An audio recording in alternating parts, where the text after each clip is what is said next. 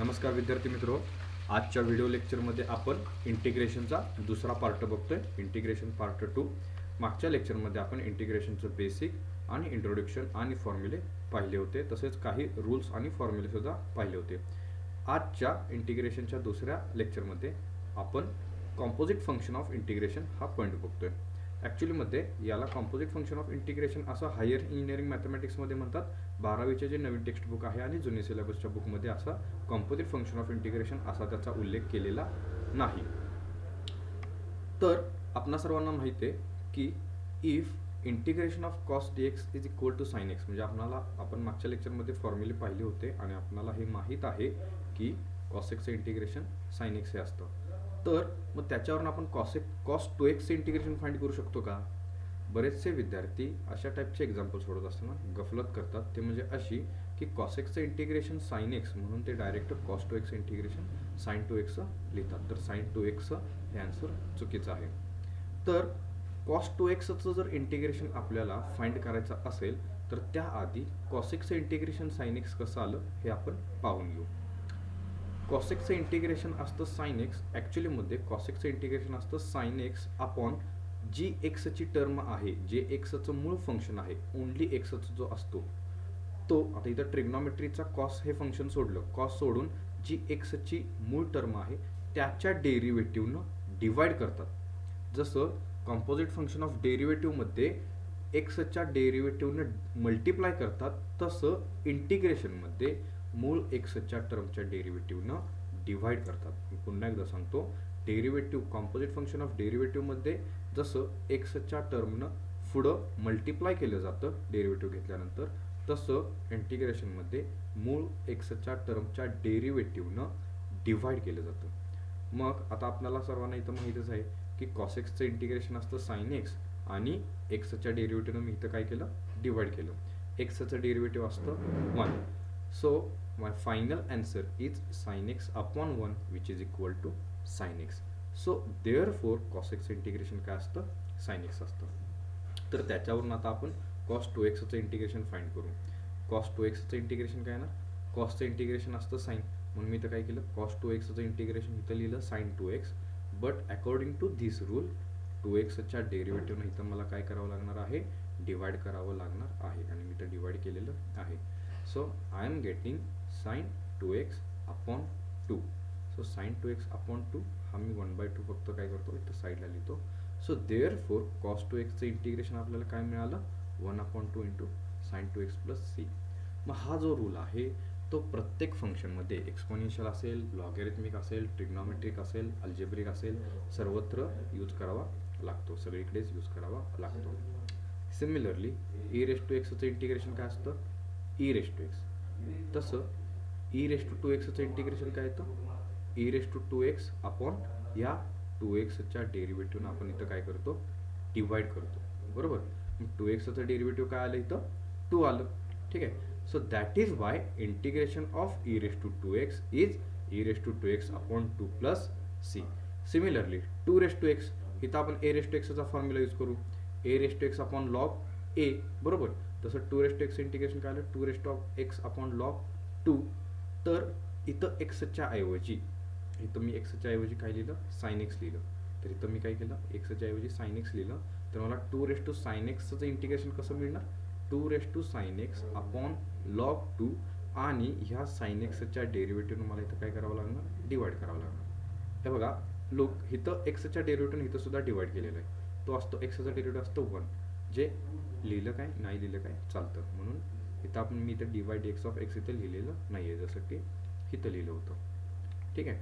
तर इथं साइन एक्सच्या डेरिव्हेटिव्हनं मी काय केलेलं आहे, डायरेक्ट साइन एक्सचं डेरिव्हेटिव्ह कॉस एक्स न डिवाइड केलेलं आहे. So my final answer is 2 raise to sine x upon log 2 into cos x plus c. मग जसं की आत्ता आपण हा फॉर्म्युला बघितला, हा जो पॉईंट बघितला, त्याच्यावरून आपण आणखी ॲडिशनल फॉर्म्युले तयार करतोय. 12वीच्या नवीन सिलेबसमध्ये हे तुम्हाला फॉर्म्युले दिलेले आहेत. त्यांनी ह्या पॉईंटला, ह्या मुद्द्याला असं कॉम्पोजिट फंक्शन ऑफ इंटिग्रेशन असं पॉईंट नाव न देता त्यांनी डायरेक्ट हे असे फॉर्म्युले दिलेले आहेत. ते फॉर्म्युले म्हणजे असे की एक्सच्या ऐवजी ax प्लस बी हे फंक्शन त्यांनी घेतलेलं आहे. मग आपणा सर्वांना माहिती आहे की e रेस टू एक्सचं इंटिग्रेशन असतं e रेस टू एक्स. तसं e raise to a x plus बीचं इंटिग्रेशन काय येतं, e raise to a x plus b, पण ए एक्स प्लस बीच्या डेरिव्हेटिव्हने इथं सुद्धा काय करावं लागणार आहे, आपल्याला डिवाइड करावं लागणार आहे. तर विद्यार्थी मित्र हो, आपल्याला माहीत आहे की ए एक्स प्लस बीचं डेरिव्हेटिव्ह काय येतं, ए एक्सचं डेरिव्हेटिव्ह येतं ए, कारण का एक्सचं डेरिव्हेटिव्ह असतं 1 आणि बी हा कॉन्स्टंट असल्यामुळे बीचं डेरिव्हेटिव्ह 0. इथं ए आणि बी हे दोन्ही पण कॉन्स्टंट आहेत, पण इथं ए राहतो कारण का त्याच्याबरोबर एक्स आहे. सो एक्सचं डेरिव्हेटिव्ह 1 असल्यामुळे इथं काय आलं, फक्त ए राहिला, बीचं डेरिव्हेटिव्ह 0. मग ए एक्स प्लस बीच्या डेरिव्हेटिव्ह मी जर डिवाइड केलं, त्यामुळे मला इथं काय मिळालं, 1/a मिळाला प्लस सी. जर तुम्ही हे सगळे फॉर्म्युले ऑब्झर्व केले तर प्रत्येक फॉर्म्युल्यामध्ये 1/a आपल्याला दिसेल. प्रत्येक फॉर्म्युल्यामध्ये आपल्याला काय दिसेल, 1/a दिसेल. कॉस एक्स इंटिग्रेशन असतं sine x, therefore cos of a x plus बीचं इंटिग्रेशन काय आलं, sine of a x plus b upon a, म्हणजे into 1/a. Sine x integration असतं minus cos x, therefore I am getting sine of a x plus b, integration of sine of a x plus b is equal to minus cos of a x plus b, आणि a x plus बीचं derivative असतं ए, ते पुन्हा इथं divide झालेलं आहे किंवा 1/a ने इथं आपण मल्टिप्लाय केलेलं आहे. सेक एक्सचं डेरिव्हेटिव्ह असतं sec x into tan x, म्हणून इथं काय घेतलं बघा, sec of a x plus b into tan of a x plus b, म्हणजे सेक एक्स टॅन एक्स, अशा पद्धतीचा हा फॉर्म्युला आहे. सेक ए x plus b into tan A x plus B D एक्सचं integration येतं फक्त सेक ए, म्हणजे सेक ए एक्स प्लस बी, आणि ह्या ए एक्स प्लस बीच्या डेरिव्हेटिव्ह इथं काय होणार, पुढं डिवाइड होणार. इथं पुढं प्लस सी आहे, ते क्रॉप झालेलं आहे. ठीक आहे.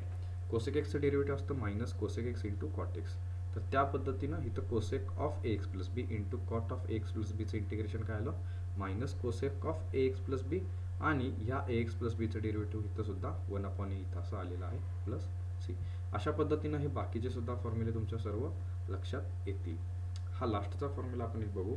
एक्स रेस टू एनचं इंटिग्रेशन असतं x raise to n plus 1 upon n plus 1, therefore a x plus b raise to एनचं इंटिग्रेशन मला काय मिळालं, a x plus b raise to n plus 1 upon n plus 1. हे बघा, फक्त एक्सच्या जागी इथं काय आहे, ए एक्स प्लस बी आहे, म्हणून इथं मला काय मिळालं, a x plus b raise to n plus 1 upon n plus 1, आणि ह्या ए एक्स प्लस बीचं डेरिव्हेटिव्ह काय आलं, ए आलं, ते इथं मी काय केले, डिनॉमिनेटरमध्ये घेतलेलं आहे. हे फॉर्म्युले तुम्हाला व्यवस्थित समजावेत म्हणून मी 1/a हा सेपरेट स्क्वेअर ब्रॅकेटमध्ये लिहिलेला आहे. आता आत्तापर्यंतचे इंटिग्रेशनचं जे बेसिक झालं त्याचा उपयोग करून त्याच्यावरचे काही एक्झाम्पल्स पुस्तकात जे दिलेले आहेत ते आपण सॉल्व्ह करतोय. तर एक्झाम्पल्समध्ये क्वेश्चन आहे आपल्याला इव्हॅल्युएट द फॉलोइंग, आणि त्याच्यामध्ये पहिला क्वेश्चन आहे इंटिग्रेशन ऑफ, आता हे एक्झाम्पल वाचायचं कसं बघा, integration of x cube plus 3 raise to x with respect to x, इथं जे आहे ते आपण काय म्हणायचं, विथ रिस्पेक्ट टू घ्यायचं. ठीक आहे. तर ह्या एक्झाम्पलचा आन्सर सोडवत असताना मी सगळ्यात पहिली स्टेप काय करतोय, let I is equal to given example, जे एक्झाम्पल दिले त्याला मी आय असाइन करतो. आपल्या नवीन सिलेबस बुकमध्ये आय असं असाइन करा असं दिलेलं नाही आहे, फॉर हायर इंजिनिअरिंग मॅथमॅटिक्समध्ये आणि आर डी शर्माच्या बुकमध्ये प्रेझेंटेशन अशा पद्धतीनं केलेलं आहे, हे स्टँडर्ड प्रेझेंटेशन होतं आहे. सो मी काय केलं, let I is equal to example आहे असं लिहून घेतलं. त्याच्यानंतर आपल्याला इंटिग्रेशनचे रूल्स माहीत आहेत. इथं ज्याचं इंटिग्रेशन घ्यायचं आहे बघा, हा इंटिग्रेशनचा सिम्बॉल आहे, integration with respect to x, आणि ह्याचं आपल्याला इंटिग्रेशन घ्यायचं आहे. तर मी काय केलं, पहिल्यांदा एक्स क्यूबचं इंटिग्रेशन घेतलं प्लस 3 रेस टू एक्सचं इंटिग्रेशन घेतलं, म्हणजे फॉर्म्युलानुसार किंवा रूलनुसार आपण इथं सेपरेट इंटिग्रेशन घेतलेलं आहे. विद्यार्थी मित्र हो, आपणा सर्वांना माहीत आहे की एक्स क्यूबचं इंटिग्रेशन काय असतं, किंवा एक्स रेस टू एनचं इंटिग्रेशन काय असतं, x raise to n plus 1 upon n plus 1. So त्याच्यावरून मला इथं काय मिळालं, x raise to 3 plus 1 upon 3 plus 1 which is equal to x raise to 4 upon 4. इथं 3 रेस टू एक्स, इथं 3 हा कॉन्स्टंट आहे, बेसला आहे, एक्स ही त्याच्या डोक्यावरती टर्म आहे, आणि इथं आपण कोणता फॉर्म्युला यूज करतोय, ए रेस टू एक्सचा. ए रेस टू एक्सचं इंटिग्रेशन असतं a raise to x upon log a. So I am getting final answer as x raise to 4 upon 4 plus 3 raise to x upon log 3 plus c. I is equal to x raise to 4 upon 4 plus 3 raise to x upon log 3 plus c, आणि जे answer आले त्याला मी काय केलेलं आहे, square box केलेला आहे. आन्सरमध्ये plus C लिहिणं बंधनकारक आहे. प्लस सी का लिहितो आपण हे मागच्या लेक्चरमध्ये सांगितलं होतं. Similarly next example, let I is equal to, पुन्हा एकदा मी पहिली स्टेप काय केली, दिलेल्या एक्झाम्पलला आय असाइन केला sine x plus 1/x plus 1 cube root of x, बरोबर. नेक्स्ट स्टेपला मी काय केलं की ज्याचं इंटिग्रेशन घ्यायचं आहे तिथं एक टर्म नसून मल्टिपल टर्म्स आहेत. मी काय केलं, प्रत्येक टर्मचं सेपरेट इंटिग्रेशन घेतलं. इथं फक्त घेत असताना क्यूब रूट ऑफ एक्स मी कसा लिहिला, x raise to 1/3. Square root कसा लिहितात, एक्स रेस टू 1/2. तसं क्यूब रूट कसा लिहितो आपण, एक्स रेस टू 1/3, बरोबर. मग आता साइन एक्सचं इंटिग्रेशन सेपरेट घेतलं, 1/xचं इंटिग्रेशन सेपरेट घेतलं. आता इथं एक्स रेस टू 1/3 मी फक्त डिनॉमिनेटरमध्ये होता, तो मी न्यूमरेटरमध्ये लिहिला. ह्या 1/3ची पॉवर इथं काय झाली, मायनस झाली. ठीक आहे. हे आत्ता आपण असं का केलं, तर इथं आपण फक्त आणि फक्त एक्स रेस टू एनचा फॉर्म्युला यूज करू शकतो. डायरेक्ट 1/क्यूब रूट ऑफ एक्सला कोणताही डायरेक्ट फॉर्म्युला नाही, म्हणून इथं मी चेंजेस केले. इथं आणि इथं 1/x आणि साइन एक्समध्ये आपण चेंजेस केले नाहीत, कारण का ह्यांचे डायरेक्ट फॉर्म्युले आहेत हे आपल्याला माहीत आहे. साइन एक्सचं इंटिग्रेशन असतं मायनस कॉस एक्स, इथं मी डायरेक्ट फॉर्म्युला अप्लाय केला.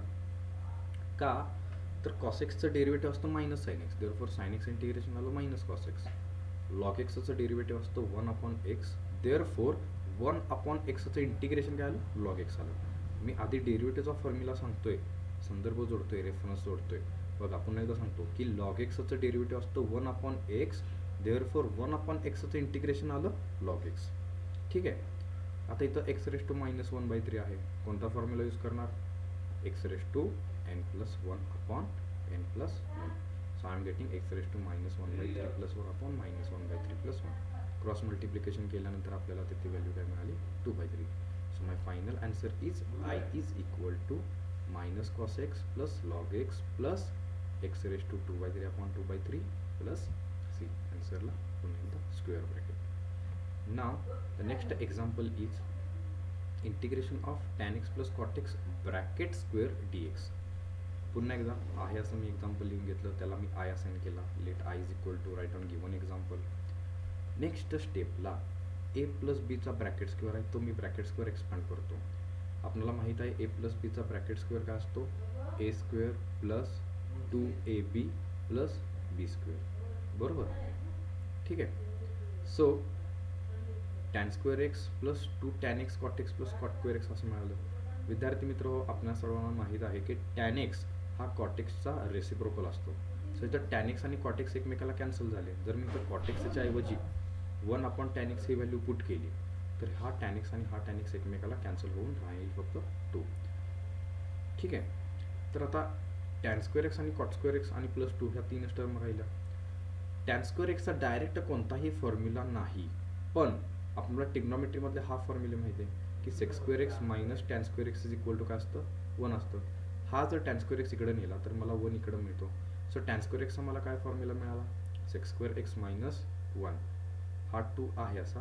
सिमिलरली ह्या फॉर्म्युलावरून आपल्याला काय मिळतं, हे ट्रिग्नॉमेट्रीमधले फॉर्म्युले आहेत.